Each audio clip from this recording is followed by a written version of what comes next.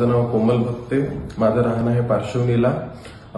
मला कमरेचा त्रास हा 5 वर्षापासून आहे आणि त्यानंतर मी भरपूरशा डॉक्टरकडे माझं हे जो त्रास होता तो दाखवला, पण मला तिथे काही जास्त आराम झाला नाही। त्यानंतर मला फिजिओथेरपी सजेस्ट केलं। त्यानंतर मी ऍक्टिव्ह केअर इथे फिजिओथेरपी जॉईन केली। मागच्या 2 महिन्यापासून माझी इथे थेरपी सुरू आहे आणि मला चांगला आराम आहे। ऍक्टिव्ह केअर जॉईन केल्यानंतर मला फिजिओथेरपीमध्ये काही व्यायाम सांगितले। त्यानंतर मी एक लेझर ट्रीटमेंट घेतलेला आहे।